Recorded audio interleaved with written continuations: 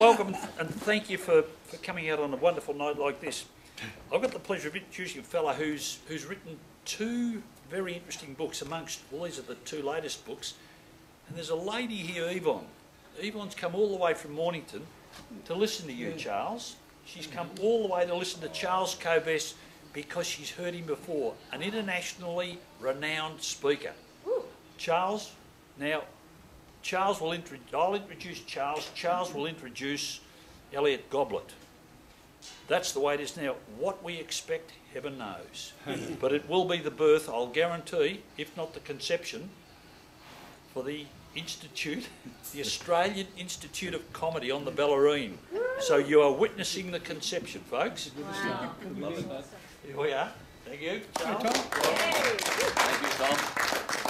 And you were going to say something about these books. Oh, yeah, and they are for sale too, by the way. And normally they're $30, but tonight for the Bellarine, only $20. Special deal. Seriously. Well, thank you, Tom. Lovely to be here with you at the Bellarine Hub Chat. So we are going to have a chat, and we're going to have some fun. I am Charles Kovess. I am Australasia's passion provocateur. And for 22 years I have been speaking around the world, in Australia, on this whole idea of passion. And it makes the world of difference to our lives. The tragedy is that most people aren't doing what they love doing. And I suggest to you that if you look at the successful people who you've dealt with, they're people who are passionate about what they're doing. So I was a lawyer for 20 years. I finished law school in 1973, and I loved being a lawyer. All my life I wanted to be a lawyer. I was an international tax lawyer. I was the head of commercial law of the 10th biggest law firm in Australia. I loved it. And yet I decided that sharing a vision around passion was much more important. So that's what I now do. And where it leads to is you living the life that you want to live. So it begs the question. I had a meeting today with a financial planner. And a financial planner, how many of you have ever been to a financial planner? The financial planner says, well, what do you want? I don't know. Most people haven't got a clue what they want. other than lots of money. Other than lots of money and never have to worry about money for the rest of my life. But most people genuinely don't know what they want. And I saw this as a tragedy because I knew how magnificent life was, knowing what I wanted. Now, the reason why I'm here tonight, at Tom's invitation, is because I honour Tom's passion for the Bellarine and I honour what the Committee for Bellarine is trying to do. And it ties into who we are as human beings. Now, I think of the word community. And this Bellarine is an extraordinary place, an extraordinary community of people living. You all happen to fall into this place, and as human beings, each one of you thinks in amazingly different ways. If I had the time, I've only got a few minutes to share some ideas with you. If I had the time, I would prove to you that each one of you is an amazing weirdo. You're not just unique, you are weirdos. And as I'm talking, each one of you is interpreting different thoughts, ideas. Now, the benefit of truly understanding that you're a weirdo is it gives you permission to be true to who you are so that you can live life how you want to live it. But interestingly, our whole society, and here you are, the mayor of Geelong, do you reckon he's courageous enough to be a weirdo? And I think, despite his failings, he's got this, it's a wonderful metaphor for having the courage to be true to who we are. Now, where that leads to with passion, my definition of passion, in my first book, Passion That People Produce, in the second chapter, I did all of the research, and I am the world's expert on passion because for 22 years this is what I've focused on. And in the first chapter I have this definition of passion, that it's a source of unlimited energy from your soul that enables you to produce extraordinary results, an unlimited source of energy. And so it's a soul journey, not a mental journey. What happens is, and for those of you, any of you have children who don't have children? Any of you don't know that you've got children? I've got 5 children. And when children are born, the energy, like we are born learners, we are born innovative. It's such bullshit that the government says we want to teach people to be innovative. You are all innovative. You are amazingly creative, and you are born with this amazing energy. My dad tells me, my late father, my parents were migrants from Hungary, he tells me they did an experiment of adults copying 3-year-old kids.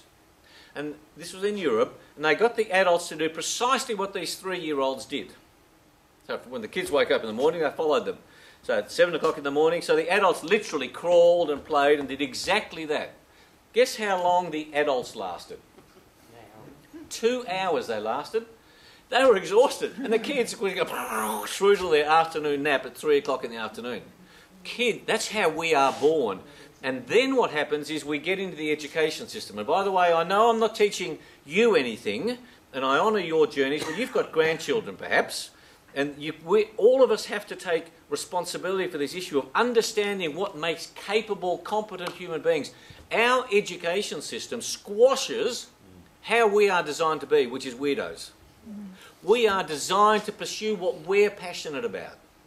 And so that's been my message for 22 years. And my greatest claim to fame is, for 4 years I ran leadership training at the ANZ Bank.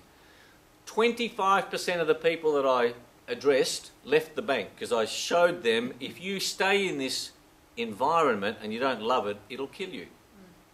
And that's my message. Now, how does that relate to the Bellarine? And what I'm going to do is, shortly I'm going to finish. I'm going to introduce the star of the night, which is not me. And then I'm going to come back and tell you about we're going to conceive the Australian Institute of Comedy. We're all going to make spiritual love to produce the Australian Institute of Comedy on the Bellarine. And I'm also passionate about that. And then we'll have a chat, a conversation about your thoughts, ideas, about anything that we've raised or anything that flows from it. And then we'll finish at about midnight. Is that correct? You've got enough filming there. Midnight, wasn't it? Yes. So how does that relate then to the Bellarine and to community? As human beings, we want to be in relationship, and most of you look like you were around in the 60s like I was. I was born in 1952, so I'm now 62. When I grew up, you could rely on generation of community through your church. I was raised a Catholic, most Hungarians are Catholic. Or big business, you joined the Commonwealth Bank and they gave you a job for life. Or government you could rely on, the politicians were competent, half competent. Today, who can we rely upon? Geelong Football Club you can? And my contention is the reason why there's such a commitment to football and supporters is because that's where a lot of people get their community. And I am strongly of the view that it's community, it's the glue that makes us able to function well as human beings. And that's what I love about the Bellarine community. And so here you've got this community, Tom. You're as CEO of the group, and then you're leading a bunch of weirdos, with a bunch of weirdos on the community. And so the question is, what should happen with this community? And first is the desire to create community. That connection between human beings. When I look at the research, and I've done a lot of research on what makes us tick as human beings, deep, soulful relationships with human beings is what matters. Even today in the press, they're talking about what makes people happy. I suggest to you, it is soul connections with people. We talk about love easily. We love our football. We love this. We love that. Passion comes from your soul, as does love. And if you, through your contribution, can create a community at Bellarine, this physically limited area can be so magical. That's why I'm keen to have the Institute of Comedy down here. We'll talk about humour a bit later, but that's the opportunity. And because you are weirdos, your challenge is to put an idea up on the table and to create a culture here, Tom, which I know you've got plenty of ideas, but it's to create a culture here where you go, wow, Christine, that's an amazingly weird idea. Where did you get that idea? There's one other thought I want to leave with you. As you go on this journey of creating this community, as we're facing the problems that we face, I want you to contemplate a philosophy, a deep philosophy that when I share it changes people's lives, in addition to the passion. And it's another P word. And I learnt this from one of the world's geniuses of the 20th century, a guy called Buckminster Fuller. Who's ever heard of Buckminster Fuller? Was awarded 47 honorary doctorates, this man. I talk about him a lot in my books. He was a genius. Most Australians, most people around the world have never heard of him. Why? Because he was a risk to the status quo. Because he saw a better way. He devoted his whole life to saying, how do we make the planet work for everybody and not just the wealthy?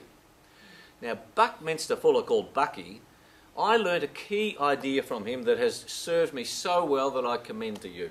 As human beings, what are your rewards for solving problems?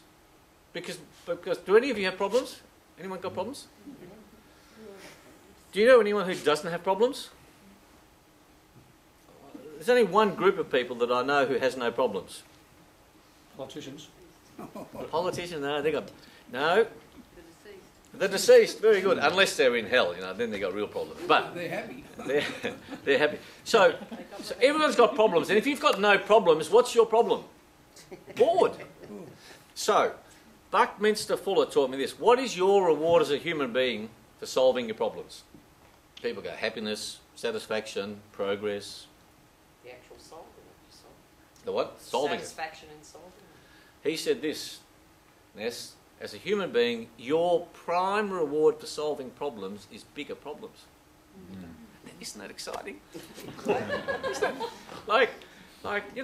That's the game of life. And you think about children at 15, the problems you had when you were 15. If you went back to 15 with what you now know, you would be, it's like playing noughts and crosses. You're bored. So as human beings, if you embrace this idea that you for the rest of your life will have problems, that's what we're here to do. The Bellarine has problems. As a community, when we face this, we go, we've got problems. Fantastic. That proves you're alive. Because the only people with no problems are dead people.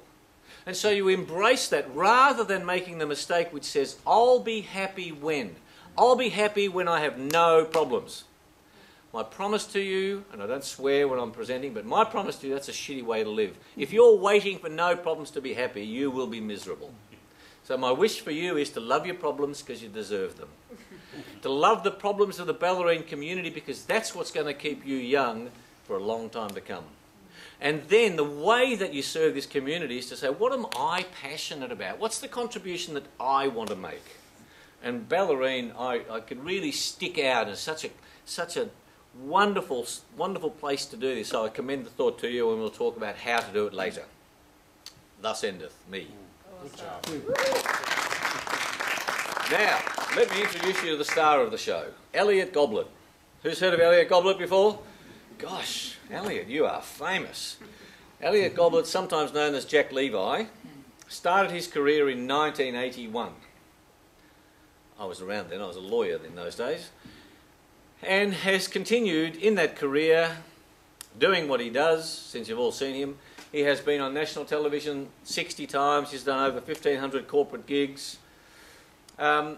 He writes, he's the author of a best-selling book that sold over 15,000 copies. He has produced a recent CD which is available for investment tonight. He's also a runner like I am. I've been competing in triathlons for 30 years. So I met Jack through running, in the mid-1990s. He is a true superstar. Please passionately welcome the famous Elliot Goblet.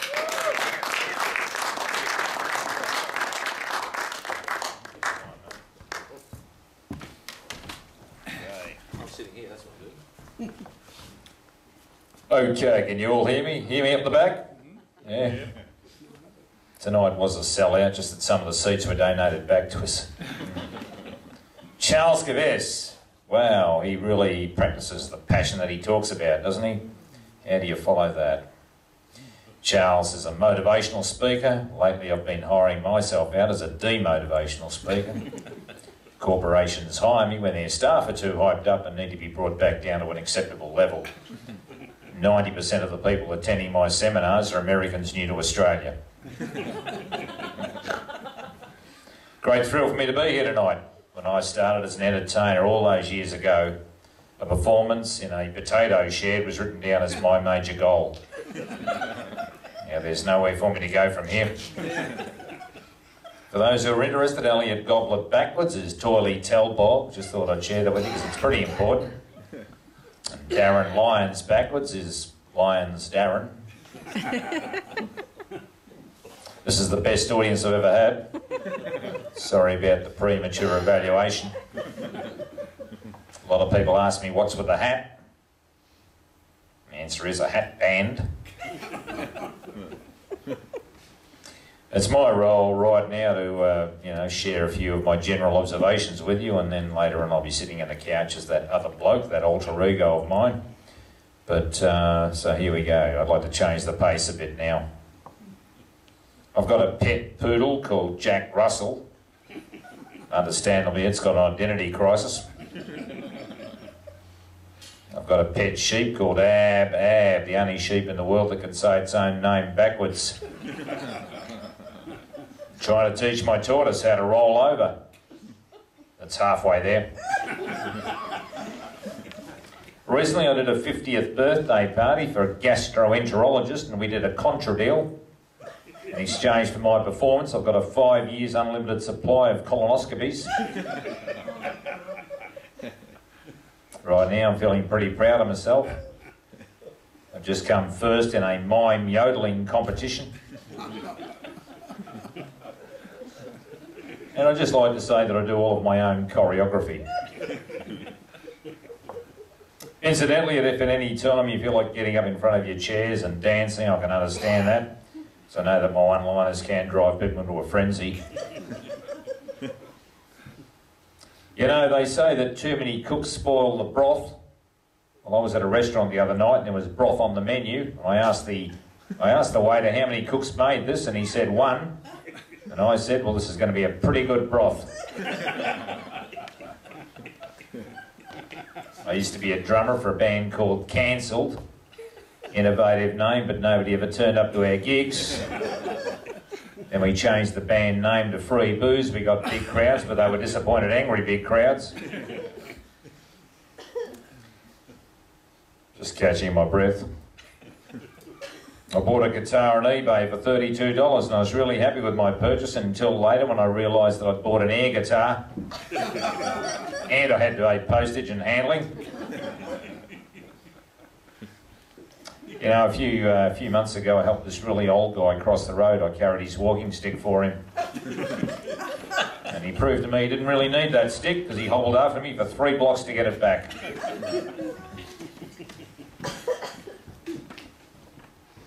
They say a picture's worth 1,000 words. That didn't go down very well at school. I had to do a 3,000-word essay and I had it in 3 pictures.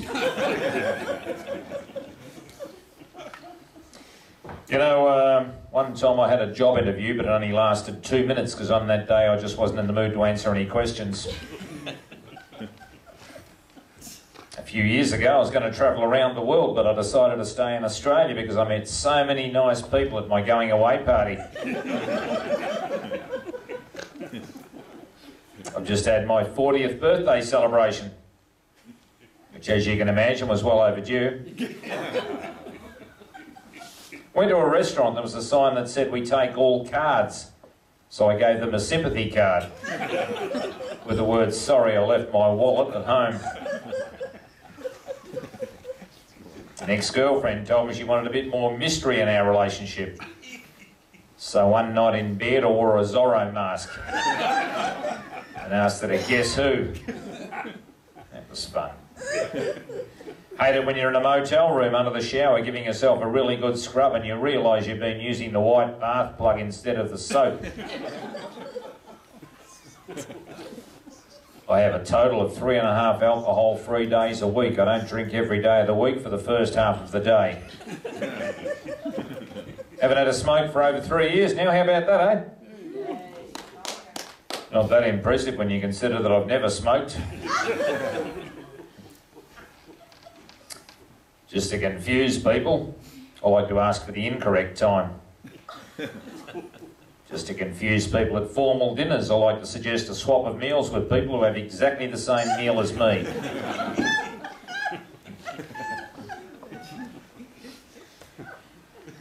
Just to confuse people, on the back of my car window I've got a sign which says driver on board. Just to confuse cab drivers, I like to hail a taxi and when it pulls up I'll just do a runner. That's what I call fun. I know what you're all thinking right now. I bet Elliot Goblet is shit at welding. You'd be right, it doesn't make me feel any less of a man. Relationships are tough for us comedians. For example, when you make them laugh in bed, women think you just can't shut off from your work. Also, they're a bit uneasy about a microphone in the bed. Not to mention people at the end of the bed laughing. And one with a camera. That's you. You know, I hate it when you fall asleep on the wheel and it's a pottery making wheel. I hate it when you're at Luna Park sitting down having a big yawn and somebody tries to stick a table tennis ball down your throat. I hate it when you're having sex deep inside a haystack and at that critical moment you get pricked by a needle. I hate it when you're having sex on a bed of hot coals and she wants to be on top. I hate it when you're having sex with a blow-up doll and someone in the cinema recognises you. That happens to me all the time. Do you ever wonder where an ant has room for its insides? Do you ever wonder why a trailer isn't twice as big as a semi-trailer? Do you ever wonder if the fridge light ever comes on after the door is closed? It doesn't, that's over a week of trials. Do you ever wonder how unfair it is that only one hole in your watch band gets all the action? That lady is having a good time, isn't she? I think she's getting my stuff pretty well. Even laughing at the pauses in between jokes. And I'm pretty proud of those pauses, wrote them all myself. Do you ever wonder how many ping pong balls on average a guy would have to stick down his trousers before people noticed there was a sizeable bulge? The answer's 14. Do you ever wonder what would happen if shit really did hit the fan? The answer's nothing, that's over a week of trials. I hate it when somebody comes to your front door and puts their finger over the peephole. So to get around that, I've got 11 peepholes. Before I go, like Charles, I've also got some merchandise. It's a pretty new CD called Goblet's Greatest Bits, and I'll be signing and selling them later. If you've already got one of these, we'll buy a second one so you can check it for consistency. So that's my bit of merchandise in amongst the two books. You could buy the two books and the CD all together. That would be a fantastic little package to walk out of here with. Your friends won't believe you until they see the evidence.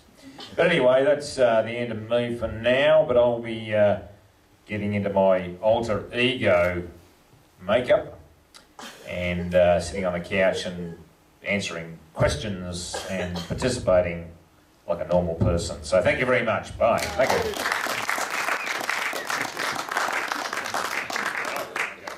We'll probably leave on. Oh, okay. Well done, Elliot. Thank you. Well done, Elliot. Well, meditate. Stop laughing now. Since we've mentioned a bit of politics, and we're immersed in politics, and we are in the land of Geelong, and there's lots of political stuff going on, and we're going to be having elections very soon. I thought I'd tell you a story about little Timmy, 4-year-old, who said to his dad, "Dad, I hear everybody talking about politics. What is politics?" And his dad scratches his head for a moment and he says, "Timmy, think about it like this. I'm out there earning money. Call me capitalism. Your mum, she's at home managing the house. Call her the government. The nanny, she's the working class. You're the people. And your little baby sister, she's the future. Think of it like that." So Timmy scratches his head and he's a bit confused, but he says, okay. Goes to bed. At midnight, he's woken up by the sound of his baby sister crying. He goes to have a look and she's severely soiled her nappy. So he goes looking for his mum and dad, goes in their bedroom. Dad's not in bed. Mum's fast asleep. He shakes her. She says, go away. Goes looking for the nanny. The nanny's bedroom door is locked. He looks in the peephole and there's his dad in bed with the nanny. He gives up, goes to bed. Wakes up the next morning and says, Dad, I think I've worked out politics. His dad scratches his head and says, yeah, what is it?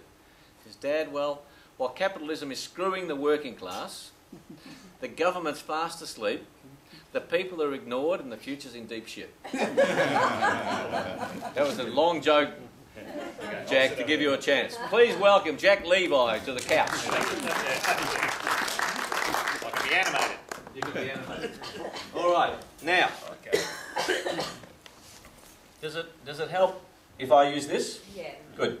I want to tell you about now, and you're going to have an opportunity to ask questions, but while you're catching your breath, the Australian Institute of Comedy, and Jack and I are both on the committee, the organising committee for the Australian Institute of Comedy, and this is contemplate a museum, contemplate a place where on the Bellarine, perhaps in Geelong, but perhaps on the Bellarine, Tom and I have been talking about it. Pete Crofts established Australia's first and the world's first humour-versity. Pete Crofts is an expert in humour, was a stand-up comedian, and for 50 years he has been collecting the most extraordinary collection, the world's largest collection of Australian humour, comedy and laughter materials. That includes thousands of books, CDs, films, posters, and all focused on Australian humour. And you might, and Jack, were you coached by Pete at one stage? Yeah, I was. Pete, very early in my career, helped me very much with my attitude and my direction. You know, he was, and also the science of what I was doing, because before I was just writing jokes and they were getting laughs, but I didn't really know why. But he was able to say, look, that joke you've just written sits under this formula. You know, the henpecked husband or the interrupted catalogue. He had all these names of formulas of the jokes that I was writing. So because he helped me with the theory of what I was doing, I was able to write more of the same within those formulas. So, but his biggest help's for me, yeah, attitude, direction, and turning what I was doing into a bit of a science and being able to write more prolifically because of that. And quite an inspiring man as well, Pete. So a big influence on me, and also got me my first talent show on a show called You're a Star. He said to me, you've got to go on this show, and I cobbled together 4.5 minutes that worked, went for the audition, that passed me, went on to the show called You're a Star, and that's where Daryl Summers saw me back in '82, so I was only in the game for 10 months before Daryl Summers discovered me and started using me regularly on his Tuesday night show. And then, of course, Hey Hey went to evenings and I went with them. But so Pete Crofts was really the reason I got onto that talent show and therefore became regularly on TV. So thank you, Pete Crofts, for that as well. Yeah. Great story. So Pete has been training comedians to understand what they do, and Jack referred me to Pete back in 1997. So I'd been in my speaking career by then for 4 years. I left the law in 1993. And there's a truism in professional speaking, and it says this. The question is asked of speakers, do you need to be funny? The answer is only if you want to be paid. And so humour is a quintessential part of the speaking industry, the education industry. And when one of the drivers in my work for the last 22 years is get off this nonsense that you need to be serious to make money. There's no evidence that companies are more successful when they're not having fun. So that link is between human beings having fun. So Pete has put this collection together of materials, and now he's 71 years of age, and what we're setting up, hopefully on the Bellarine, Tommy, is the Institute of Comedy, where people like you, where people from all around the world come into this institute, and it's a display of books, it's videos, it's audios, it's workshops, it's seminars, it's material that's displayed. There's 30,000 books, so you can't have them all on display. And the whole idea is to make this institute, the Australian Institute of Comedy on the Bellarine, a magnet to drag people from all around the world. Now, why is humour important? And you start to go, why is humour important? And why is Australian humour important? And Pete's driver, and I happen to agree with it, and that's why I'm passionate about this, is because our Aussie sense of humour is what makes us Australian. You start to look at, what does it mean to be Australian? Remember when John Howard tried to come up with some values? You know, and then this debate went on, and you start to go, what makes us Australian? And that it's a unique sense of humour crafted by over 200 cultures that have come to this country and inspired by the convict philosophy of of cutting down the tall poppies, and it's making sure that your children, your grandchildren understand that, and so having an institute that keeps this huge collection together is what that's about. So, Jack, would you want to say something about the Australian sense of humour? Or whatever you like. Well, the Australian sense of humour, I mean, I have sometimes international people come over from other countries and say to me, Jack, you realise that nearly everybody's a comedian. The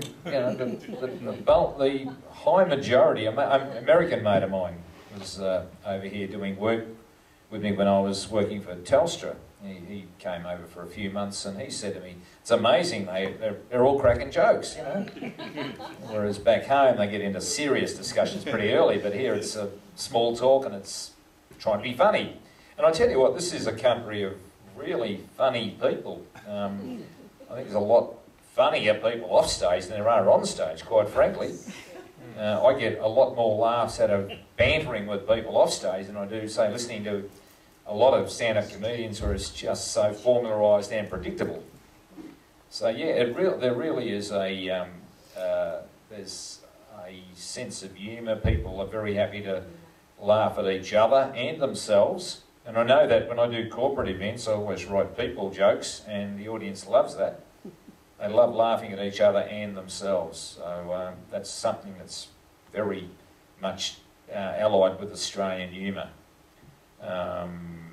Jack, I've got to ask the question. Yeah, mate, yeah. Do you reckon it's on the increase or the decrease? What's that? The humour. What would you call it? The magnitude of the whole thing. Yeah, look, I think it's on the increase in one direction, and the people are, with all the sadness and the negativity in the world, people are needing to laugh amongst themselves more, but obviously it's on the decrease when it comes to politically incorrect humour. I mean, you get wrapped over the hand if you do racist stuff, or jokes against Aborigines or sexist material. You're getting more jumped on these days, which is understandable. But I think as a no, it's not. Well, sorry, it's understandable. Yeah.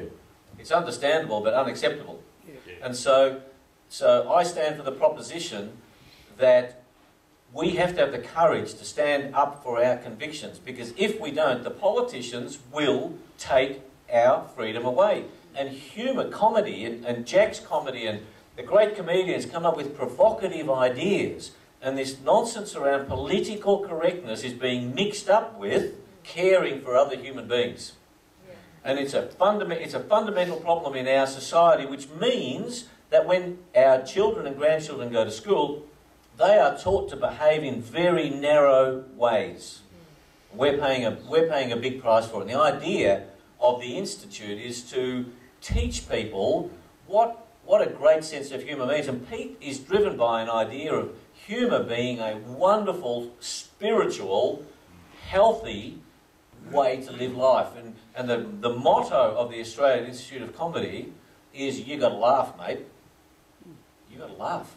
And if Buckminster Fuller is correct that the reward for solving problems is bigger problems, what are you so sad about your problems for?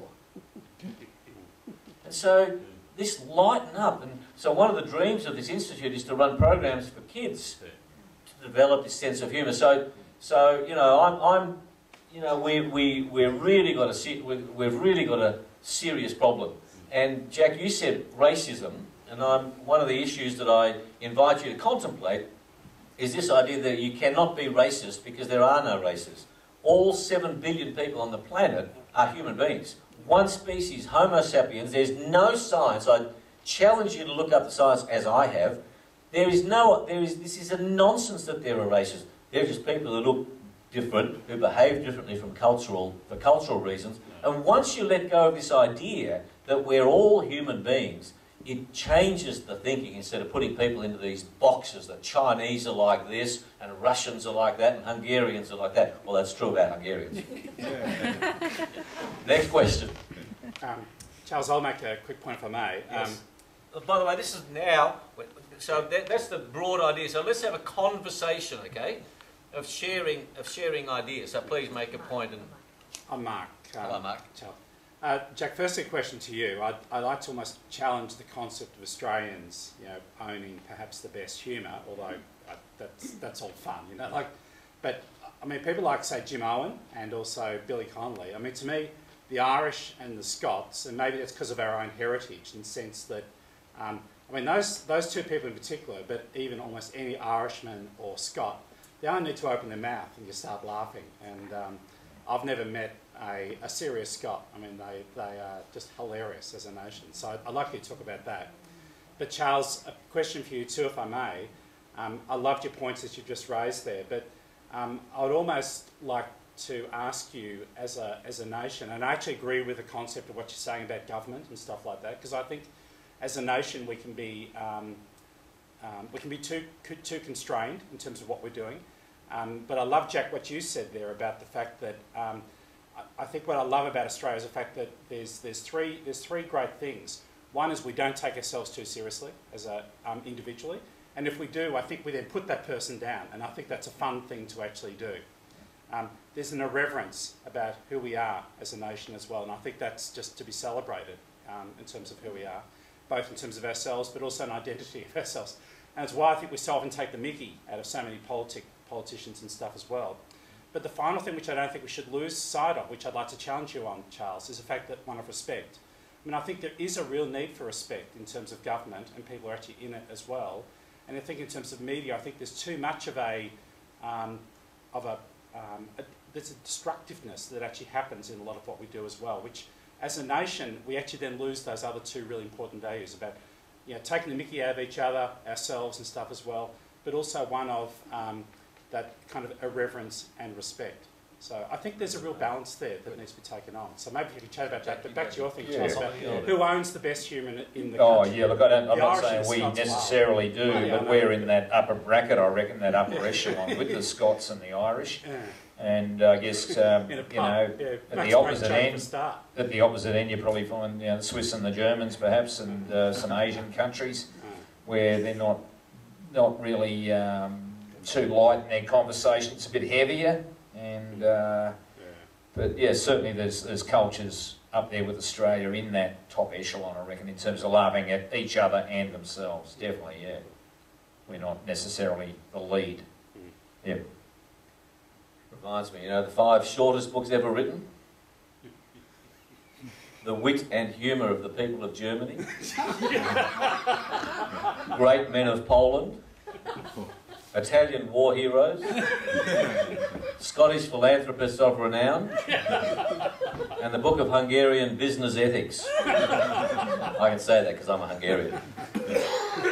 Mark, great comments. I would make the observation, and I agree with what you say, this respect issue. In fact, coming down with Jack, I've had 3 successful marriages.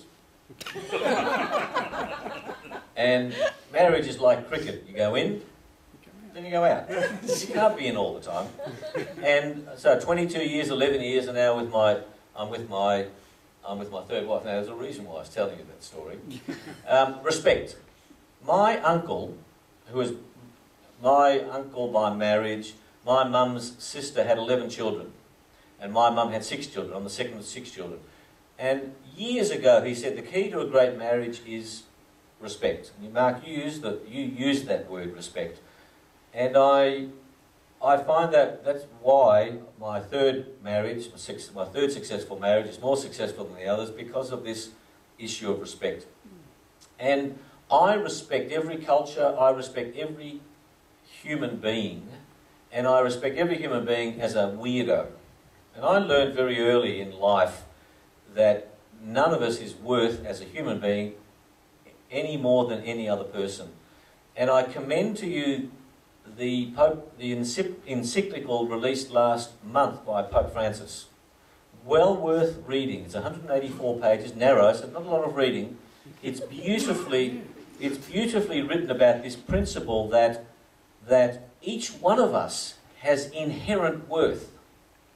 And it's such a different idea, because our society, the people, is run on the principle that he who has the most is the worth most, literally, as a person. And so I've stood totally contrary to that proposition, and indeed when I left the law I was earning $1 million a year and I went to nothing. So, and I grew up as a child of migrants, had no money as I was growing up, so I've never been tied into this idea of respect people who are in high places or low places. All people are worthy. The big problem that I see, Mark, and it ties into this government issue, contemplate Darren Lyons, because we're in the land of the lions. The lion's den. The lion's den, beautifully put. So here we are. Darren, the Geelong Council makes 100 decisions, say. Of those 100 decisions, almost everybody agrees with 90 of them. The last 10 decisions, there are 10 pressure groups that are unhappy about one of those decisions. So suddenly now with social media, we've got this real dilemma that there are 10 groups absolutely angry, upset, fighting against the council for one decision out of 100. No credit given for the 90 decisions, because we all agree with that. That was logical. And we have to be aware of this syndrome of the mass media, because I was trying to work out, why is it that bad news sells more than good news? Why?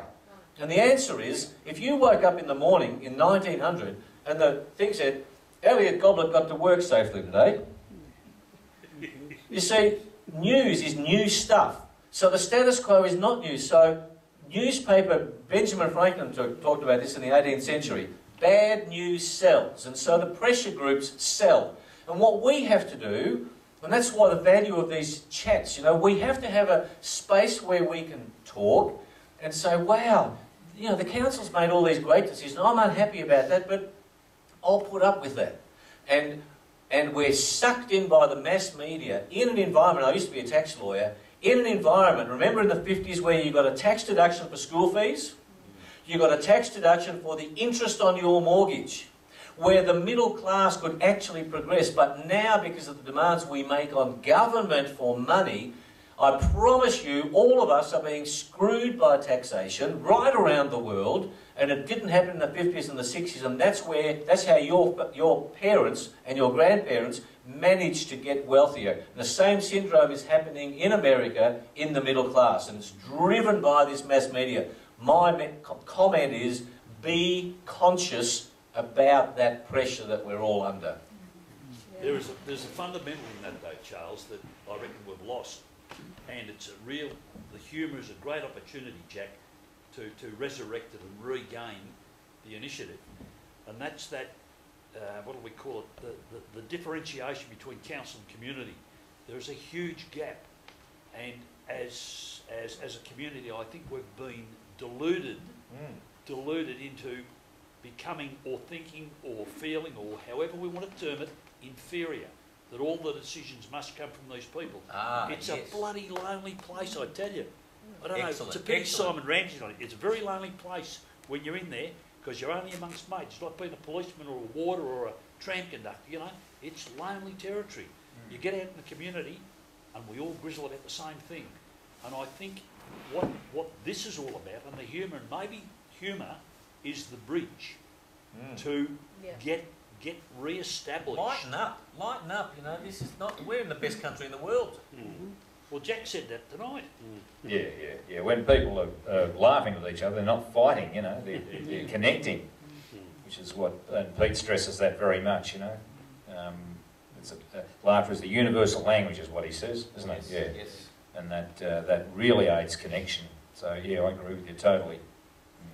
So that's why the Bellarine, this Bellarine chat, what we have to do for those of you who are here, is to deeply understand the value of a 1 hour conversation.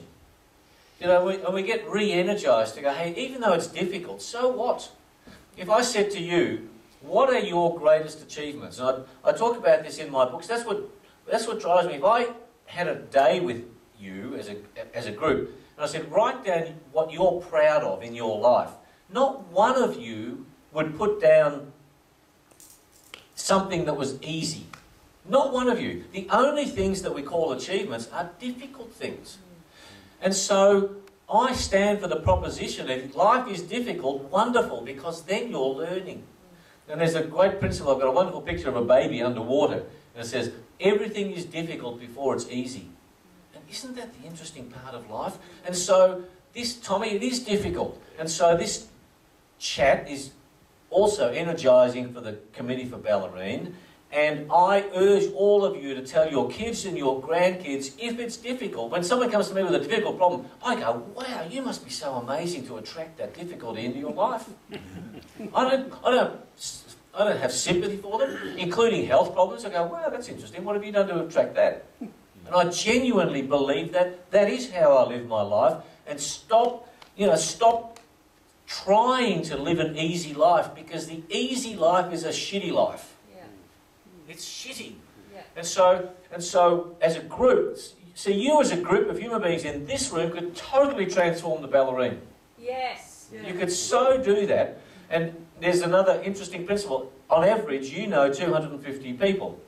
The 250 people that you know 250 people. That's 62,500 people.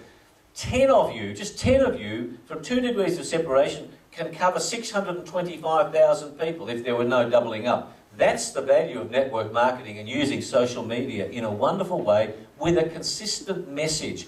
And the Bible in the Old Testament's got a beautiful line that says, without a vision, the people perish. I don't know what Australia's vision is. I don't know what Daniel Andrews' vision is for Victoria. There's no bloody vision. All it is about politicians protecting themselves while the government's fast asleep, the people are ignored, and the future's in deep shit. What is the vision? And I urge Bellarine to have a vision. So, Tommy, what is the vision for Bellarine? Other than having an institute of comedy here. In other words, the Committee for Bellarine... I think the vision is...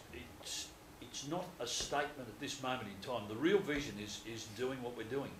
The hub, getting people together, connecting people. Creating a community. So the vision could be, by the way, any vision that's more than 9 words is not a vision. Okay, so a vision, and my favourite vision, there are 2 visions of 2 major corporations in the world, Nike and Komatsu, bulldozers. Yeah. Nike had a 2-word vision. Just do it. How many words is that? 3. You know, there are 3 types of people in the world, those who can count and those who can't. Nike's vision, when Phil Knight started it, was 2. Crush Reebok. So every single worker knew exactly what that was about. And Komatsu bulldozers, their competition was Caterpillar, so to play on words, I said, our vision is kill Caterpillar. Now, the Bellarine vision, all right, the vision could be a magnificent community. That's a vision.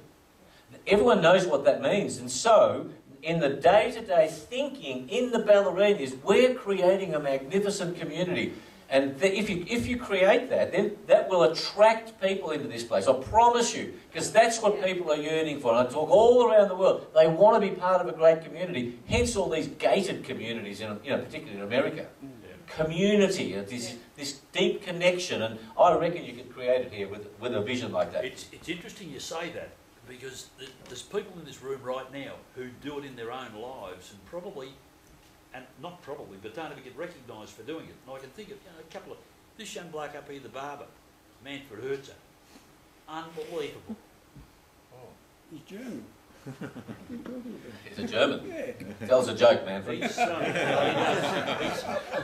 interesting fellow, though. By the way, I'm enjoying this Port Arlington. I'm only drinking it to be patriotic. Well, it's Bellarine Estate. Lucky Jack's driving. No. Charles is driving, actually. I'm driving. So, yeah. Reckons he drives better if he has a couple of drinks. See, Yeah. let me just finish with Manfred. Manfred's interesting because of the way that he leads the people that work with him. They don't work for him, they work with him. He's brought one of them along. But the people he engages with in the barbershop, it's fascinating to go and watch it. And I tell you what, those of you that, well, I haven't got much hair, but those of you that got a fair bit of hair, go and get your hair cut with this bloke and just listen to it's more than listen to the banter, feel the essence of it. The essence of what this bloke gives to the community. He's just one of, there's a few others in the room right now.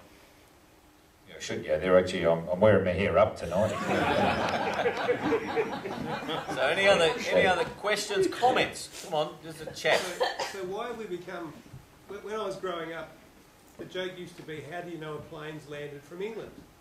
Because the whining continues after the motors are turned on. Well, that's what we've become in Australia. We've become a country of whingers and complainers who don't take responsibility. And it's not 100%. In every issue, the responsibility is normally 50%. When I talk to the people who work with me, I talk about every problem as, what's your 50% of the problem? And as soon as they think about it doesn't have to be 50, but as soon as they think how they are contributing to the problem, a solution generally comes. And yet when we talk about big issues, and big issues are what they are to each individual, and I've dealt with a few over the last 12 months, being an owner of a new business in this region, local people have big issues, but they want to take no responsibility for fixing them either. Yeah. Nice. So Yeah, there's a real tendency to whine and whinge, and that's contagious. People around you are whinging, you tend to do it as well. And I think a lot of people just need to get a new perspective on things, really need to see, okay, well, how important, how big is this problem really, in the context of world problems? We're in Australia in the year 2015, so how major is this problem really that we've got, and is it, what's that problem going to look like in a year or 2 years from now, I think you've just got to change your perspective, because we've all got problems, but you just need to perceive them differently, rather than be dragged down by them, and not broadcast too much about woe is me. I think more people need to be positive. There are some very negative people out there that just continue to be unhappy because they are so negative and they repel people around them, rather than drawing them in. Call the Goblet. Do you think on that issue, two quotes. What's your name? Meredith. No, Meredith. Mark. No. I'm not Meredith, I'm Peter. Peter. George Bernard Shaw. People are always blaming circumstances for what they are. I do not believe in circumstances. The people who get on in the world are the people who get up and look for the circumstances they want, and if they cannot find them, make them. And Brad Blanton. Taking responsibility means a person no longer blames outside circumstances or other people or past events for the conditions of their own life. And so that lies at the heart of my work, because taking responsibility is scary. And there's a beautiful quote, it's been attributed to Nelson Mandela over the years. I'm sure you've seen it, but in fact it was written by Mary Ann Williamson. And said, our deepest fear is not that we are inadequate. Who's heard that quote? Yeah, we're great. Our deepest fear is that we are powerful beyond measure. It is our light, not our darkness, that most frightens us. We ask ourselves, who am I to be talented, fabulous, gorgeous? Actually, who are you not to be? And so that's the idea. Our deepest fear is that we are powerful beyond measure. And I put it to each one of you in this room, and this is enough to start, that each one of you is so powerful, because if Tony Abbott got 10 letters on a topic, uncoordinated, that, I promise you, is an avalanche to any federal minister or state minister. 10 letters. So if you write one letter, I promise you are 10% of a major impact. But we don't believe it. That's why most people don't take responsibility and they give up. And that's why passion is so important, because when you're passionate, that's the source of your courage to take responsibility. Because blaming others is much more convenient. Meredith.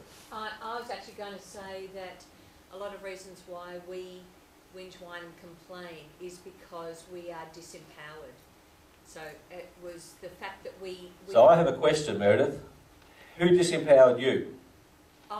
We disempower ourselves. Correct. Very good. Yeah. Very good. Each one of us, beautifully put. That's a great reminder. Each one of you are so powerful. But as soon as you believe you're not, then you're not. Yeah. Henry Ford. But I also think it's partly the way parents particularly speak to children, you know, and I just have this vivid memory of a woman I met many years ago who just referred to her son habitually as your little monster. How did he turn out? And our education system? I just think that, you know, the power of what we speak to children 0 to 6, what they take in about who they are, is fundamental to whether they believe they have power. And absolutely, that's the game. If you believe you have no power, you have. Henry Ford said, whether you believe you can or you believe you can't, you are right. Yes, correct. And so these beliefs, I've worked with people over the years. I'm also an executive coach. I've done it for many years. I work with people who are in very high places who genuinely believe that they are a fraud. Yes. Yeah.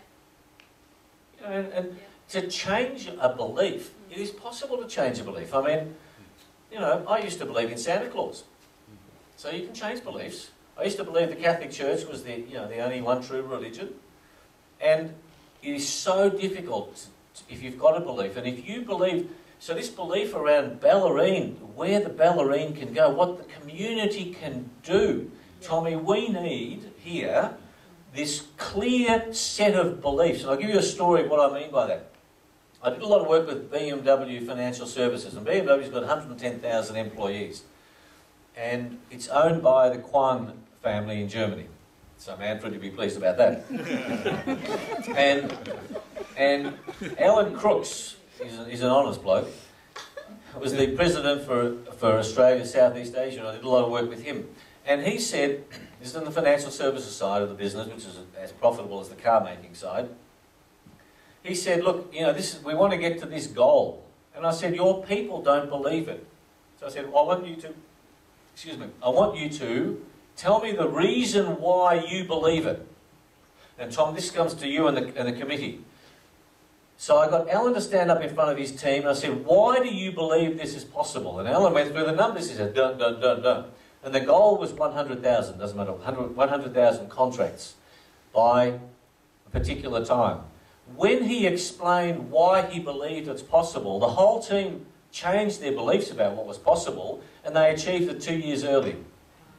And so the pathway to a new belief requires, that's what leadership is about, to explain, hey, this is possible to do this, and that gives the group, the Bellarine community, the chance to shift the belief that, hey, we are empowered and we can do it. And Tom, you then become the poster boy for we can do this, we can do this. Yeah. It's interesting. Peter spoke with just Peter Jones. Now Peter's group, and he's accountable to his group, have injected bucket loads of money into the Bellarine community, right?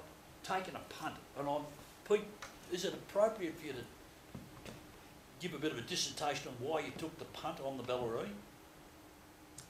Because I think it's a real statement of confidence in the community. You could fund the Australian Institute of Comedy too, Pete. If you go visit Stanley in Tasmania and you visit the Sequoia, we pay for that. So that's a tiny little town in northern Tasmania that has a little tourist establishment in a shed that used to be an empty shed that we pay for, and it has a P&L. I'll never look at that one because it's disenchanting. But it's something we do for the local community, and that's the kind of business we are. You know, we've been around since 1923. We're family owned. No one knows who we are. It's a great place to be, I think, in Australia, and we're a medium-sized business. We turn over a bit over $400 million, and you know, this was a great opportunity for us in it because we have a vision to be Australia's #1 exporter of seafood to Asia. So you've got to be in abalone, and we're in wild abalone, and having done the numbers on farmed abalone, you've got to be in farmed. So then you buy the best farm in Australia. Don't start with the bottom, because once you buy the best, you can buy all the rest. And the Bellarine is where that's at? Yep. Ooh, cool. How's that for a statement of confidence? Isn't that sensational? Magnificent. I look at Port Arlington, I look at the buildings in Port Arlington, I see so much potential for Port Arlington. Yeah. You know, it's and all it needs is what Peter's group has done, you know, is having the courage to take the risk. Now, why don't people have the courage? I've mentioned financial planners before, because we have been sold a pup by the people who run this country, and it's financial services who run this country, who say your sole purpose for being alive is to retire. Yes. Your sole purpose is to put money into superannuation so that we can manage it and earn money from it. Yeah. And 25% of the almost $2 trillion that is left in superannuation, 25% has gone in income to the financial services. And so what happens is we have been sold this idea that you're not supposed to lose money. And my proposition to you is you are supposed to earn money so you can reinvest it and keep it working, rather than being gutless and setting it aside and taking a defensive mentality. And my wish, and I have lived my life this way, as I said, I went from $1 million a year income to nothing to change career. That's what we have to do, but our system says whatever you do, do not risk your money. And it's a lie. I think we're too focused. We're too focused on this financial outcome, whereas you look at the social, the cultural, and the environmental components that make up that end outcome. And there's a very interesting fellow called Brendan Condon, who runs Australian Ecosystems, brought out Al Gore. Brendan put his own money into it, and he does a few other things that nobody ever knows about. Now, he's a fellow that lives that social, cultural, environmental and financial outcomes. And the man puts his money where his heart is, I suppose. You know, we've got a lady over here who runs Bellarine Community Health. Why is she here? Because, you know, they're under the pump. The community's put the Bellarine Community Health under the pump because they've made some brave decisions. For God's sake, you know, how do we enrich that decision rather than criticise it, Jack? Correct. I'll tell you. I'll tell you why. Chapter 4 on mistakes. Okay? Buckminster Fuller, and I share this with every group that I work with, that we are taught by our parents to avoid making mistakes lest you are put at a social disadvantage. And my proposition to you is not one of you has any skill that you learnt without making a mistake. Not one. I defy you to tell me. In fact, you say breathing. You're not even breathing properly, because I can see you're all sitting back slouched here. You're not even breathing. Every single skill we have, we only learn through making mistakes.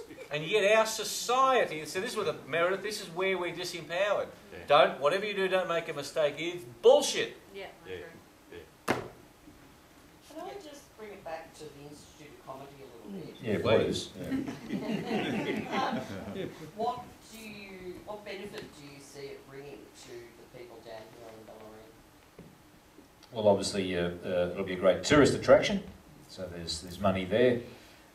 It'll be it's a great knowledge source. So it's sort of like a resource. Yeah, it's a one-stop shop, really. I mean, it'll be. I ask is we have stuff here called Class Clowns Group, which you must Yeah, be aware of. yeah, sure.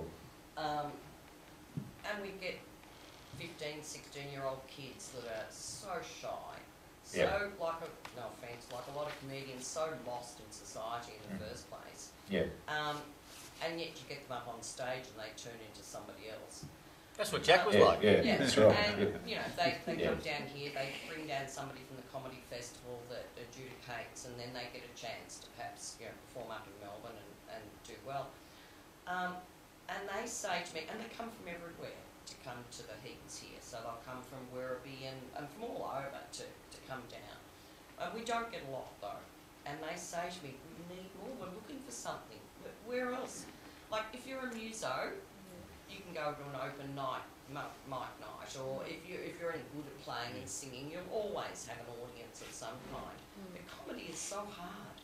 Well, the Australian Institute of Comedy, we'd have a stage attached to it, Yeah. and I think that would encourage more kids, more young people to try out comedy, because there'd be such a focus on this centre, this one-stop shop centre in the Bellarine Peninsula. What's that? With mentors that can go With on. mentors, yeah, it'd be a total. And the courses Pete's developed. And the courses that Pete's developed, yeah, so, And I mean, just think it's so good for them, as I say. Yeah. It's often the ones with problems or that are very, very shy. And Yeah, when oh, they yeah, get out on yeah. stage and ba-dong, they're there, you know. and it's a great thing that the centre will be open for families, so families can actually take their kids to the Australian Institute of Comedy Centre and suggest to those kids, hey, look, why don't you get into this fantastic industry? Look at all the facets of it and the benefits of humour. Well, you know, and that would inspire more kids to get into it and perform at the centre itself, because there'll be a stage there. In fact, I think they're talking about comedy nights, maybe big comedy nights once a month. There'll be a comedy cafe, which will be very amusing, so people will be sitting there having a meal, but they might have waiters and waitresses dressed up in costume, cracking jokes, so the whole experience will be a humorous one, right through the centre. And have you got an idea of where you're going to base it? Yep. Like, is it Is Drysdale? it- Is it Ocean Grove? Yeah. Or? Sure have. We're talking Bellarine Actually, Peninsula, but it's on yeah, the Bellarine. on the Bellarine. It's on the Bellarine, yeah. Is it? We're looking at, there's two locations. Two locations at the moment we're looking at right now, Right. and have been talking about it for probably 6 or 8 months. Yeah. Yeah.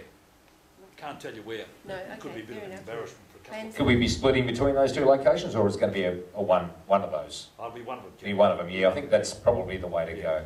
It's interesting. It's interesting when you look at this place. You know, when the musicians that come out of this womb here, Yeah. like this, and you know Ness. Most of you wouldn't know Ness. She's one of the drivers. She's the person that puts all this together. Does it in her own time, Jack. Yeah, it's fantastic. No one recognises Yeah, it. yeah. She just goes ahead and does it. Never asks, just does. Like how good are these people? Yeah, fantastic. Yeah, absolutely. So Of course, there'll be volunteers at the centre as well, working with paid staff, but there'll be volunteers who actually would just love being part of the whole AIC experience. Yeah. And Ness, as you were saying that, think about self-confidence, your own self-confidence, but if you had a child or a grandchild who was suffering lack of self-confidence, how would you change that? And that lies at the heart of my work. And what I have found is if a child finds one thing that they're good at, it changes everything. So this institute is very much tied into courses for kids, opportunities, but what Jack was talking about, the monthly, our vision is that we get the best comedians in the world who come to the Bellarine to donate their services. Just imagine, who are the great comedians global comedians that you love? Billy Connolly, Mark, you mentioned. Just imagine if Billy Connolly came down to the Bellarine. As one example, every month there was a mega event on the Bellarine focused around the Institute of Comedy. And those comedians would donate their services because of what the philosophy behind the Institute. And we could get Bill Cosby, he's going check it. Bill Cosby, he'd do it. Yeah. Do it. what about Elliot Goblet? Elliot Goblet would do it, yeah. But if you have an international headliner every month, then you'd have some good local support comedians as well, good Australian comedians to support them, and a couple of newcomers on stage as well who have maybe built up to a point where they're worthy of opening a night. Yeah. Well, there's some cracker kids here. Who were the local ones, Ness? Blaze White? I don't know. Who's that? Blaze White? Is that Blaze? Yeah, he's Melbourne now. Oh, he's Melbourne.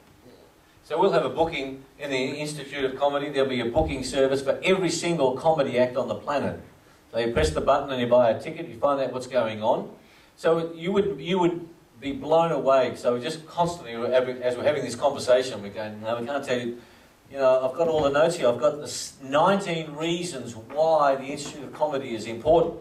We've got all these lists and lists of the stuff that we can do as we grow it, Peter. And as you say, it's an expense revenue model, but one of the key elements of the 21st century is learning. And so we want to run humour courses at the Institute. So we would be expecting corporate groups to be coming down, helping presentation skills, a core 21st century skills. So that's also going to be part of the Institute, whilst we're having a serious lot of fun. So the dream is that the kids who come, they're badgering their parents, a bit like science works, to come time and time again, not just one time. That's the vision.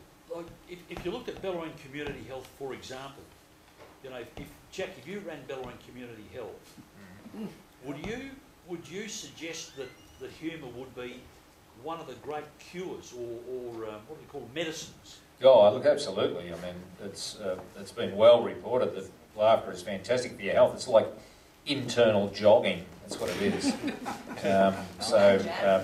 You know, the therapeutic effects of laughter are well documented. There was a guy called Norman Cousins who wrote a book called Anatomy of an Illness. Now, that guy was only given 6 months to live and decided, well, if I've only got 6 months to live, I will I'll have some laughs. And he ordered all these Marx Brothers and Laurel and Hardy and Abbott Costello movies to be put up in front of his hospital bed. And he laughed himself. He cured himself through laughter. And I think he's still around now, but well and surely past the 6 months mark. Wrote a book, Anatomy of an Illness. Just basically said, I had an incurable disease, but I beat it through laughter. So yeah, it's... You'd absolutely attach laughter and comedy to your health services. Very much so, yeah. And we could have staff paid through the institute, earning money, generating jobs in the Bellarine community. Because at the end of the day, think about this. Every politician that gets into power says we're going to create jobs. How do you create jobs? Well, you have to take a risk. And the truth is the politicians don't know how to create jobs. You in this room know how to create jobs in the Bellarine. Yeah. And Jack and I are absolutely committed that if we made this work, it would create significant jobs and economic activity in the Bellarine. No question. And the health of the Bellarine. Gosh, just imagine if the Bellarine was renowned globally for being a centre for this, for being a fun place to be. Peter, that would help your abalone, they'd grow better.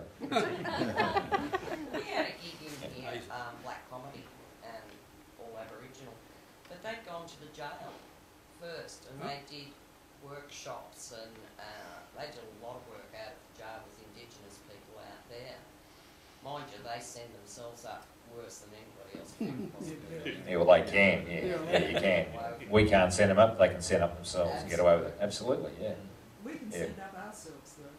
Yeah, we can send up ourselves, and we do often, yeah. Yeah. I think Hazel, do you have your hand up for a question? I was going to say that there's lots of opportunities for partnerships in something like this, and certainly with Bellarine Community Health, that would be one type of partnership, because yes, laughter is fantastic for people's health. It's also great for your whole mind and brain and keeping us young. De-stressor, all that. But you know, Bellarine Bayside, which is another one of my passions, and one that I was heavily involved in for many years now. You know, there's the opportunities there. If you're talking about bringing people down and having corporate dues and what have you, then there's a whole lot of business that could be developed with the caravan park at Port Ellington, with accommodation. It lies dormant in the winter. They need stuff to bring people down. Yep. Then, you know, we've got our festivals that happen all along the Bellarine. You've got your food festivals. We've got the Celtic Festival. On the back of those, not at the same time, but on the back of those, while there's people here and coming, that's the sorts of partnerships you could develop. So, you know, my mind's just going. Tom, we better take a note of that. We better do that. Yeah, that's right. And we'll do that. Tom. And in terms of, time, we've got to look at the time. But and can I tell you another development, which is Bellarine Community Health, and that is the 1.2 million Community Health and Wellbeing Fund. Now, something like this that you're looking at, you would be able to apply for funding, community funding for that as a grant to help set up parts of it. Yeah, and there's a lot of people. Well, there's a bunch of people in, particularly in Port Ellington and possibly indented here, who are not for that fund to be set up, but it's to be set up Bellarine wide. It's for everybody for all community groups to be able to apply for it, and therefore we'll be going out and asking for people to be interested to be on the selection committee for applications to go in. any of you can apply to be on that if you live on the Bellarine. And here we go. There's some grants that would be, community grants that will be available. That all going well, that'll be set up within 12 months. Yeah, that's First great. round of Tommy, you grants. haven't told me about Yeah, this source yeah. of money. You've been holding out. You haven't told us about this. Well, it's not his money. Hazel, that's fantastic. How much? 1.2 million, you reckon? 1.2 million Brilliant. will be available over a number of years. So not 1.2 million for one grant, No. but for small grants to go. And you know, that's the sort of stuff that a group like this could be able to apply for, because you're using it for health and wellbeing, and it's the Health and Wellbeing Fund. Yeah, that's great. No, really good points. Yeah, Comedy absolutely. can also be, it's the one thing that is accessible in the disability sector. That's don't you right. find that people with disabilities, whether they can't speak properly or move properly or whatever, can Yes. still get up and crack jokes at themselves Yeah. and be hilarious. Oh, yeah. And there's not a platform for them sometimes, so that'd be a really good way to get it to through the disabilities. Yeah, well, they'd be very welcome to perform at the AIC. Yeah. It's a great idea. Yeah. Great. Are you looking That's- to yeah. get a credential out of, like, are you looking to auspice with either Diversitat or Deakin Uni, Gordon, TAFE, whatever? Because, I mean, you could, from a certificate 3, 4, you know, to diploma type programs, even just as components or units of that type of thing, and you should do. Yes. Yeah. Yes, we've had that suggestion put to us, and we're chasing it up, that the courses that Pete has written are university quality. Okay. So that's, and there is a real desire, isn't there, of people, if they've done some learning, to get a university accredited certificate. So So even if it's just a placement, like some units or something, which Yes. then is allied to something like that, it's absolutely because you'll get international people even just coming to do that particular unit or placement if need be. brilliant. You know, partner with another university or another thing from, say, Scotland or Ireland or Germany, for instance, is a real challenge. Is there some That's like the German School of Humour. Sorry. Is there something like this other places? Are there other institutes of comedy in the world? Well, that's Pete says there are, Jack. I haven't found any. Have you? Yeah, not to my knowledge. I know that countries like Bulgaria have got big humour collections, but I'm not sure. Obviously, there would be in America. There'd be some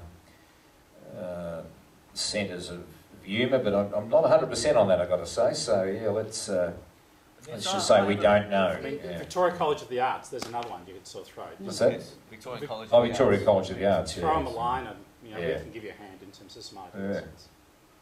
Okay, I guess we've got to round this up soon, Russ. Sorry, Russ, correct. Charles. So yes, Charles. we probably will Yeah. we'll stick around. Oh, there you are. Gosh, these lights are wonderful, isn't it? Yeah. So any burning questions? Otherwise, we'll stick around for a little bit. But it's terrific to be with you. Yeah, it's great, and hopefully something can come out of this. It'll be wonderful. We'll, Tommy, before you go, got some great Wow. people here. Now these are gifts of the Bellarine. Wow. Of the Bellarine, four people who's Oh wow! we can Thank see you, you being man. major contributors to the Bellarine.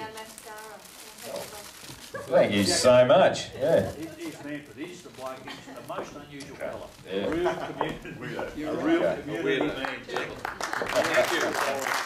Thank you very much. Appreciate that. So where to from here? So, what do you mean where to from here? Where to? What are we going to do now? Well, what we're going to do now is Tom has a whole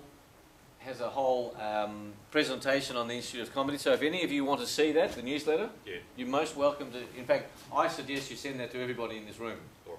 Has everyone written their Yes. email addresses down at the desk? Yes. And what from here is to invest in Jack's CD and my books. That's another where to from here. And my email, Tom's got my email address for any questions and thoughts that you have. And Elliot Goblet should be coming down here doing a monthly presentation to the Bellarine, you know, generally speaking.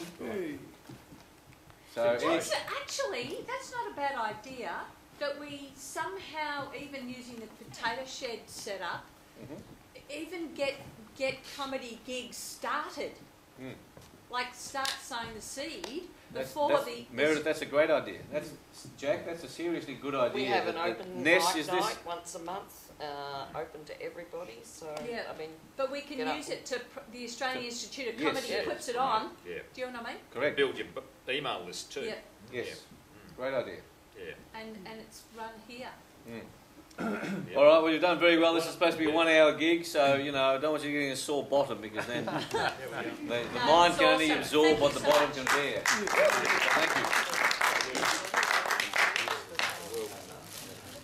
We'll just be out the foyer. Yep. Yeah. Thank you. And I just laughed him standing there. Just laughed him standing there.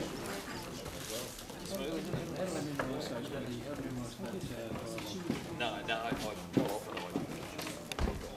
in terms of being out of character answering questions, basically, how many times I've done that's been as myself.